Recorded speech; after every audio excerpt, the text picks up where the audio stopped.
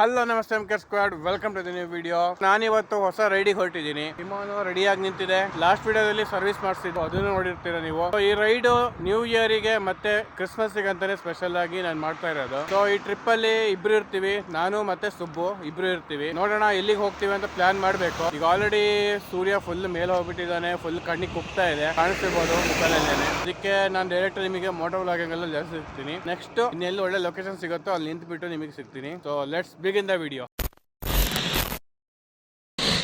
ನಂದು ಹೊಸ riding gear ನೋಡ್ತಾ ಇರ್ಬೋದು. ಇವತ್ತು ಯಾಕೋ ಮೂಡಿರ್ಲಿಲ್ಲ ಶೂ ಹಾಕೋಣಕ್ಕೆ, ಸೊ ಅದಕ್ಕೋಸ್ಕರ ಜಾಕೆಟ್ ಕ್ರಾಕ್ಸ್ ಹಾಕೊಂಡಿದ್ದೀನಿ. ಎರಡಕ್ಕೂ ಕಾಂಬಿನೇಷನ್ ಇಲ್ಲ, ನಂಗೂ ಗೊತ್ತು. ಇರ್ಲಿ, ಕಂಫರ್ಟ್ ಇಂಪಾರ್ಟೆಂಟ್ ಅಲ್ವಾ, ಸೇಫ್ ಆಗಿ ರೈಡ್ ಮಾಡ್ತೀನಿ ನಾನು. ಸೊ ಓಕೆ, ಅಂತೂ ಫ್ಯೂಲ್ ಅಪ್ ಆಯಿತು. ಗೋಪುರದಲ್ಲಿ ಏನೂ ರೆಕಾರ್ಡ್ ಆಗಿಲ್ಲ ಅನ್ಕೊತೀನಿ. ಗೋಪುರ ಹ್ಯಾಂಗ್ ಆಗಿಬಿಟ್ಟಿತ್ತು. ಅದಾದಮೇಲೆ ಮೈಕ್ ಅಡಾಪ್ಟರ್ ಕರೆಕ್ಟಾಗಿ ಹಾಕಿರಲಿಲ್ಲ ನಾನು. ಒಂದಲ್ಲ ಎರಡಲ್ಲ, ನೂರಾರು ತೊಂದರೆಗಳು.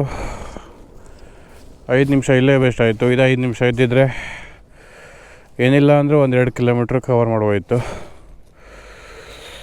ಏನು ಮಾಡೋಕ್ಕಾಗಲ್ಲ, vloggers life, it takes times. Dash board ಅಂತೂ ನೋಡಂಗೆ ಇಲ್ಲ, ಹಂಗಾಗಿದೆ. ಸ್ವಲ್ಪ ವರ್ಷಣ ನಮಗೆ ಕಾಣೋ ಥರ ನಾರು. ಓಕೆ, ಲೆಟ್ಸ್ ಗೋ. ಎಷ್ಟೋ ತನಕ ಏನೇನು ರೆಕಾರ್ಡ್ ಆಗಿದೆ, ಏನೇನು ರೆಕಾರ್ಡ್ ಆಗಿಲ್ಲ ದೇವರೇ ಗೊತ್ತಿಲ್ಲ.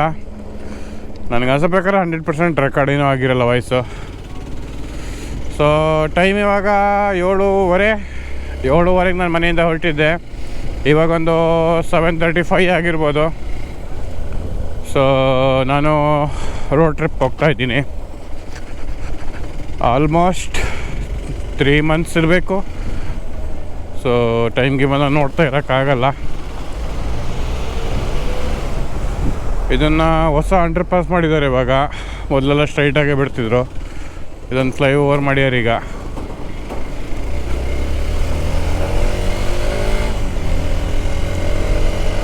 ಸುಮಾರು ದಿನ ಆದಮೇಲೆ ನಂದು ಎಕ್ಸ್ಪಲ್ಸು, ನನ್ನ ಟಿಮೋನು ಫುಲ್ ಟ್ಯಾಂಕ್ ಪೆಟ್ರೋಲ್ ನೋಡ್ತಾ ಇರೋದು. ನೋಡಿ, ಫುಲ್ ಟ್ಯಾಂಕ್ ಆಗಿದೆ, F ತನಕ ಹೋಗಿದೆ. ಐ ಹೋಪ್ ಇಷ್ಟೇ ಫ್ಯೂಯಲ್ ಸಾಕು, ಬೇಜಾನ್ ಆಯಿತು ಹೋಗೋಕ್ಕೂ ಬರೋಕ್ಕೂ. ಫುಲ್ ಟ್ಯಾಂಕ್ ಫ್ಯೂಯಲ್ ಮಾಡ್ಕೊಂಡು ಹೋಗ್ತಾ ಇದ್ದೀನಿ. Let's go. I hope wind ಏನು ಪ್ರಾಬ್ಲಮ್ ಇರೋಲ್ಲ. ಯಾವ್ದು ಗೊತ್ತಿರು, ಮಸ್ತಾಗಿ ಮಾಡಿಫೈ ಮಾಡ್ಯಾರೆ. ಲ್ಯಾನ್ಸರ್ ಇರಬೇಕು. Okay, fuck this GoPro man. ಏನು ತಲೆ ತಿನ್ನೋದು ಗುರು. ಮನೆಯಿಂದ ಇನ್ನೂ ಹೊರಟು 3 ಕಿಲೋಮೀಟ್ರ್ ಆಗಿಲ್ಲ, ಆಲ್ರೆಡಿ 3 ಸಲ ನಿಲ್ಲಿಸಿದ್ದೀನಿ ಗೋಪ್ರೋ ಹ್ಯಾಂಗ್ ಆಗಿಬಿಟ್ಟು. ಏನಾಗುತ್ತೆ ಅಂದರೆ ಕ್ಯಾಮ್ರಾನ ಆಫ್ ಮಾಡಿದ್ರೆ ಆಟೋಮೆಟಿಕ್ಕಾಗಿ ಆಫೇ ಆಗ್ತಿಲ್ಲ, ಅದು ಹಾಗೆ ಸ್ಟಕ್ಕಾಗಿ ನಿಂತು ಬಿಡುತ್ತೆ. ಎಲ್ಲ ರೆಡ್ ಲೈಟ್ ಅಷ್ಟೇ ಕಾಣಿಸ್ತಾ ಇರುತ್ತೆ. ಅದು ಬ್ಯಾಕ್ಗ್ರೌಂಡಲ್ಲಿ ಅರುಪಡಿಗೆ ರೆಕಾರ್ಡ್ ಮಾಡ್ಕೊತಾನೆ ಇರುತ್ತೆ. ಸುಮ್ಮನೆ ಅನಾವಶ್ಯಕ ಏನೇನೋ ರೆಕಾರ್ಡ್ ಮಾಡ್ಕೊಳುತ್ತೆ. ಚಾರ್ಜೂ ಹಂಗೆ ಹೋಗಿಬಿಡುತ್ತೆ. ಇಷ್ಟು ದಿವಸ ಈ ಪ್ರಾಬ್ಲಮ್ಮೇ ಇರಲಿಲ್ಲ ನನಗೆ. ಇವತ್ತು SD ಕಾರ್ಡು ಮತ್ತು ಕ್ಯಾಮ್ರಾನ ಎರಡನ್ನೂ ರೀಸೆಟ್ ಮಾಡಿದೆ. ರೀಸೆಟ್ ಯಾಕಾದ್ರು ಮಾಡ್ದೇನೋ ಅನಿಸ್ತಿದೆ ಇವಾಗ. ಫುಲ್ಲು ಲ್ಯಾಗ್ ಹೊಡಿತಿದೆ ಸಾಯ್ಲಿಕ್ಕೆ. ದರಿದ್ರ ಗೋಪ್ರೋ ಯಾವನು ತಗೊಳಕ್ಕೆ ಹೋಗ್ಬಿಡಿ. ಗೋಪ್ರೋ ಕಂಪ್ನಿದು ನಾನು ತಗೊಂಬಿಟ್ಟು ಸಿಕ್ಕಾಕೊಂಬಿಟ್ಟಿದ್ದೀನಿ ಇವಾಗ. ಇನ್ನು 3 ಕಿಲೋಮೀಟ್ರ್ ಹೋಗಿಲ್ಲ ನಾನು. ಅರ್ಧ ಗಂಟೆ ಆಯಿತು. 7:30 ಹೊರಟಿದ್ದೀನಿ, ಇವಾಗ 8 ಗಂಟೆ ಆಯಿತು. ಅರ್ಧ ಗಂಟೆಲಿ 3 ಕಿಲೋಮೀಟ್ರ್ ಹೋಗಿರೋದು ನಾನು. ಹೀಗೆ ಆಗ್ತಾ ಹೋದರೆ ನಾನಿವತ್ತು ಡೆಸ್ಟಿನೇಷನಿಗೆ ಹೋದಂಗೆ. ಸೊ ಓಕೆ, ಬೆಳಗ್ಗೆ ಮೂಡ್ ಔಟ್ ಮಾಡಿಬಿಡ್ತು ಗೋಪ್ರೋ. ಬೆಳಗ್ಗೆ ಫುಲ್ಲು ನೇಚರ್ ಕಾಮ್ ಆಗಿದೆ, ಫುಲ್ಲು ಗ್ರೀನರಿ ಕಾಣಿಸ್ತಾ ಇದೆ ಕಣ್ಣಿಗಂತೂ. ಮೂಡು ಫ್ರೆಶ್ ಆಗ್ತಾಯಿದೆ ಆಟೋಮೆಟಿಕ್ಕು, ಮೂಡ್ ಔಟ್ ಆದಂಗೂ. ಗಾಳಿನೂ ಅಷ್ಟೇ ಈಗ ಸ್ವಲ್ಪ ಒಂದು ಲೆವೆಲಿಗೆ ಬಂತು ಸನ್ರೈಸ್ ಆಗಿದ್ದಕ್ಕೆ. ಸೊ 7:30 ಅಷ್ಟೊತ್ತಿಗೆ ಭಯಂಕರ ಚಳಿ ಆಗ್ತಿತ್ತು. ಕಾಲು ಗೀಲೆಲ್ಲ ಫುಲ್ಲು ಫ್ರೀಸ್ ಆದಂಗೆ ಆಗಿಬಿಟ್ಟಿತ್ತು. ಈ ಹೈವೇ ಸ್ಟ್ರೆಚ್ಚು ತುಂಬ ದೂರ ಏನಿಲ್ಲ, ಇನ್ನೊಂದು 8 ಕಿಲೋಮೀಟ್ರ್ ಇರ್ಬೋದು ಅಷ್ಟೇ. ಅದನ್ನು ಬೇಗ ಕವರ್ ಮಾಡಿಬಿಡೋಣ. ಅದಾದಮೇಲೆ ಸ್ವಲ್ಪ ವಿಲೇಜ್ ಏರಿಯಾ ಬರುತ್ತೆ. ಸೊ ಅಲ್ಲಿಂದ ನೆಕ್ಸ್ಟು ತೀರ್ಥಹಳ್ಳಿಯಿಂದ ನೆಕ್ಸ್ಟು ಡಿಸ್ಕಸ್ ಮಾಡಿ ಹೇಳ್ತೀನಿ ನಾನು. ಓಕೆ, ಇಲ್ಲಿಗೆ ಈ ಹೈವೇ ಮುಗೀತು. ಐ ಹೋಪ್ ಕ್ಯಾಮ್ರಾ ರೆಕಾರ್ಡ್ ಆಗ್ತಾಯಿದೆ ಅಂತ ಅಂದ್ಕೊಂಡಿದ್ದೀನಿ. ಕೈ ಕೊಟ್ಟರೆ ಏನೂ ಮಾಡೋಕ್ಕಾಗಲ್ಲ. ಕ್ಯಾಮ್ರಾ ಸ್ಟಾರ್ಟ್ ಆಗಿದ್ದು ಸೌಂಡು ಕೂಡ ಬರ್ತಾ ಇಲ್ಲ, ಆ ಲೆವೆಲಿಗೆ ಲ್ಯಾಗ್ ಆಗಿದೆ ಕ್ಯಾಮ್ರಾ ಅಂತೂ. ವಾಯ್ಸ್ ಅಂತೂ ರೆಕಾರ್ಡ್ ಆಗ್ತಿದೆ ಅಂತ ನಂಗೆ ನೋಡೋಕ್ಕೆ ಹೋಗಲ್ಲ. ಹಂಗಂತ ನೋಡ್ತಾ ಹೋದರೆ ಇವತ್ತಿಗೆ ನಾನಂತೂ ರೀಚ್ ಆಗೋಕ್ಕಾಗಲ್ಲ. ಗೋಪ್ರೋ ಫುಟೇಜ್ ಅಷ್ಟು ಬಂದಿಲ್ಲ ಅಂದರೆ it's okay, I can vlog with my phone ತೊಗೊಂಡಿದ್ದೀನಲ್ಲ ಚೆಕ್ ಮಾಡಿದೆ ಸಲ. Okay, let's go. ಇಲ್ಲಿಂದ ತೀರ್ಥಹಳ್ಳಿ ಒಂದು 50 ಕಿಲೋಮೀಟ್ರ್ ಇರಬಹುದು, 52 ಕಿಲೋಮೀಟ್ರ್ ಇರಬಹುದು. ಏನೊಂದು 3/4 ಗಂಟೆ ಸ್ಟ್ರೆಚ್ಚು ಪಟ್ಟ ಎಳೆದು ಬಿಡೋಣ. ಅದಾದಮೇಲೆ ನಿಮಗೆ ತೀರ್ಥಹಳ್ಳಿಯಲ್ಲಿ ಸಿಗ್ತೇನೆ. ಅಂತೂ ಇಂತೂ ಫೈನಲಿ ನನ್ನ ಲವ್ಲಿ ಪ್ಲೇಸ್, ನನ್ನ ಫೇವ್ರೆಟ್ ಪ್ಲೇಸ್, ನನ್ನ ಲವ್ ತೀರ್ಥಹಳ್ಳಿಗೆ ವಾಪಸ್ ಬಂದಿದ್ದೀನಿ. ತೀರ್ಥಹಳ್ಳಿಲೇ ಒಂದು ಕಾಫಿ ಕುಡ್ಕೊಂಡು ಹೋಗೋಣ. ನಾನು ರೈಡಿನ ಎಕ್ಸೈಟ್ಮೆಂಟಲ್ಲಿ ನಿದ್ದೆ ಮಾಡದೆ ಮರ್ತೋಗ್ಬಿಟ್ಟಿದ್ದೆ ಇವತ್ತು ಒಂದು ನಿಮಿಷ ಕೂಡ ನಿದ್ದೆ ಮಾಡಿಲ್ಲ ನಾನು. ಸೊ ಇಡೀ ರಾತ್ರಿ ಪೂರ್ತಿ ಎದ್ದಿದ್ದೆ. ಹಾಗಾಗಿ ಒಂದು ಕಾಫಿ ಕುಡಿದ್ರೆ ಸ್ವಲ್ಪ ನಿದ್ದೆ ಹಾರೋಗುತ್ತೆ. ಸೊ ಹಾಗಾಗಿ ಪ್ರಯತ್ನ ಮಾಡ್ತೇನೆ. ನೋಡಿ ತೀರ್ಥಹಳ್ಳಿ ಬಸ್ ಸ್ಟ್ಯಾಂಡ್.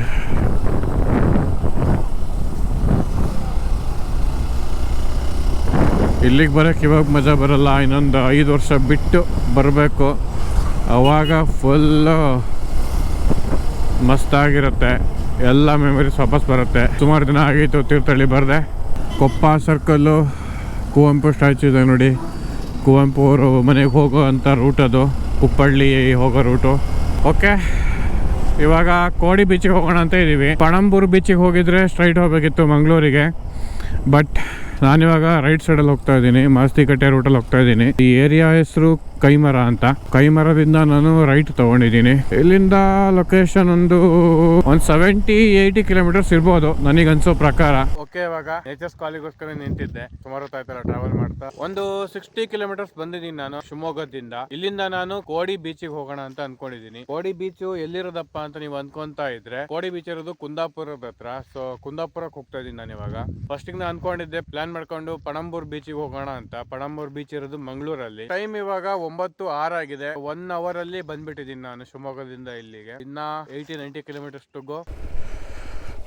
ಓಕೆ, ನಾನು ಯಾಕೆ ಗಾಡಿ ನಿಲ್ಲಿಸಿದೆ ಅಂದರೆ ನನಗೊಂದು ಮೆಮೊರಿ ಫ್ಲಾಶ್ ಆಯಿತು. ಏನಪ್ಪ ಅಂದರೆ ನಾನು 2021 ಅಥವಾ 22 ಇರಬೇಕು. ಇದ್ದೇ ಲೊಕೇಶನಲ್ಲಿ ನಿಂತ್ಕೊಂಡು ಈ ಸ್ಪಾಟಲ್ಲಿ ಎಕ್ಸ್ಪಲ್ಸ್ ಇರಲಿಲ್ಲ, ವಿಕ್ರಾಂತ್ ಇತ್ತು, ಬಜಾಜ್ V15 ಇತ್ತು. ಸೊ ಎಷ್ಟು ಬೇಗ ಚೇಂಜ್ ಆಗಿಬಿಡತ್ತಲ್ವ. 2024 ಬರೋಕ್ಕೆ ಸ್ಟಾರ್ಟ್ ಆಯ್ತು ಇವಾಗ. ಜಸ್ಟ್ 2 ಇಯರ್ಸ್ನಲ್ಲೇ ಏನೇನೆಲ್ಲ ಆಗಿಬಿಡತ್ತೆ ಅಂತ ಇದೆ ಎಕ್ಸಾಂಪಲ್ಲು. ನೋಡಿ ಲೊಕೇಶನ್ ಎಷ್ಟು ಅಲ್ಟಿಮೇಟ್ ಆಗಿದೆ ಅಂತ.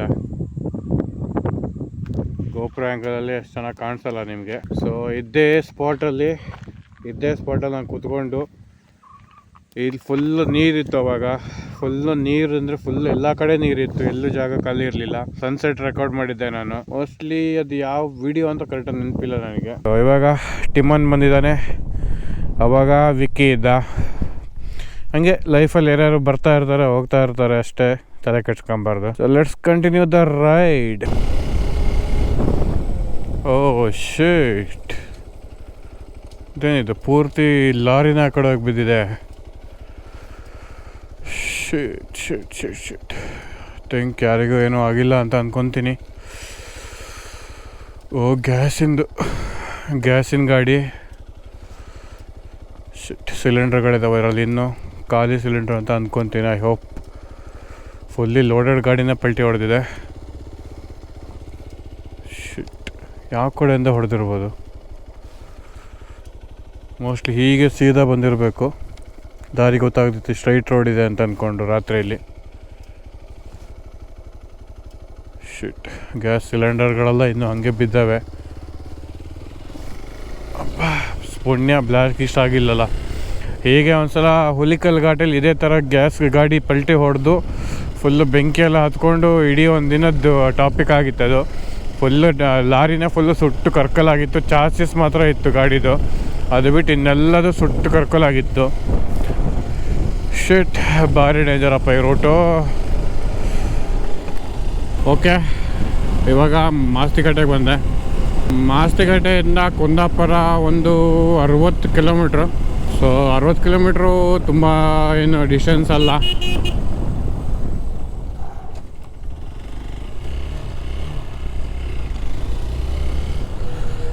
ಈ ಥರ ಮನುಷ್ಯರುಗಳು ಸಿಗ್ತಾರೆ ದಾರಿಲಿ, ಹುಷಾರಾಗಿರಬೇಕು.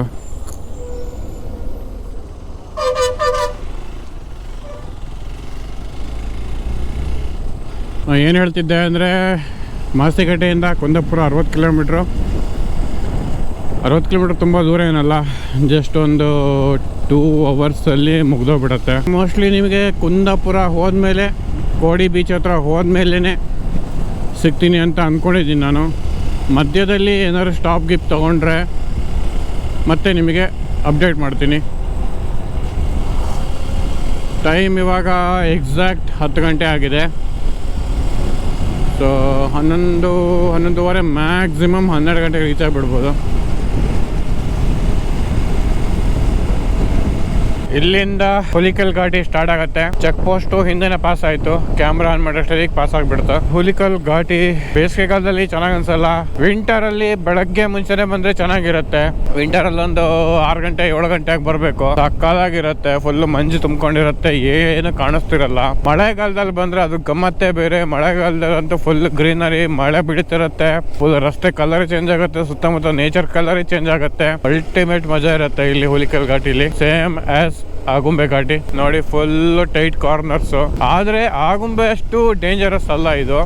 ಎಲ್ಲೂ ಆಕ್ಸಿಡೆಂಟ್ಸ್ ಆಗ್ತವೆ, ಬಟ್ ಅಷ್ಟೊಂದು ಆಗಲ್ಲ ಆಗುಂಬೆ ಘಾಟಿ ಅಷ್ಟು. ಆಗುಂಬೆ ಘಾಟಿಲಿ ಫುಲ್ಲು ಕೆಳಗಡೆನೇ ಹೋಗ್ಬಿಡ್ತಾವೆ ಗಾಡಿಗಳು ಪಾತಾಳಕ್ಕೆ. ಇಲ್ಲೆಲ್ಲ ಹತ್ರ ಏನು ಪ್ರಾಬ್ಲಮ್ ಇಲ್ಲ, ರೋಡೆಲ್ಲ ಉದ್ದುದ್ದ ಇದ್ದಾವೆ. ಸೊ ರೋಡ್ ಮಾಡ್ತಾ ಇದ್ದಾರೆ ನೋಡಿ ಸೈಡಿಗೆ. ರೋಡ್ ಅಥವಾ ಚರಂಡಿ ಅನ್ಸತ್ತೆ mostly.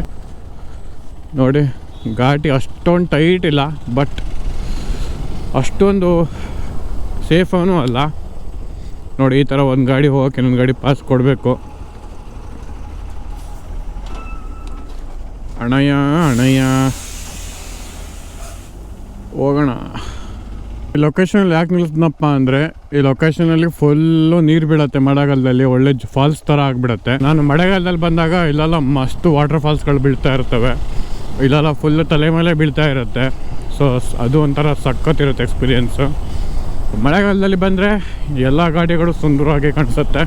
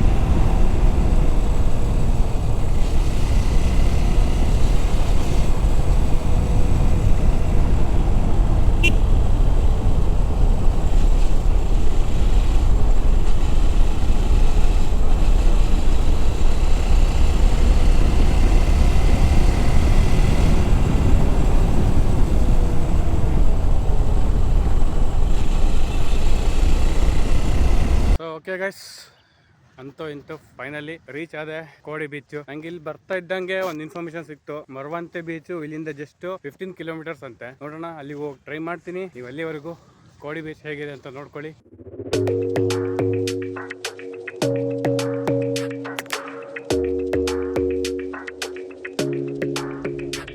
Your smile keeps playing, your miles away, yeah. I would go overseas just like that. Don't overthink it, why can't you stay? Give me the call and I'll just be there like that. I don't understand it, but you keep me together when everything around me keeps me under pressure, yeah. It's so overwhelming, but I will wait forever so you can come and get it. I don't understand it.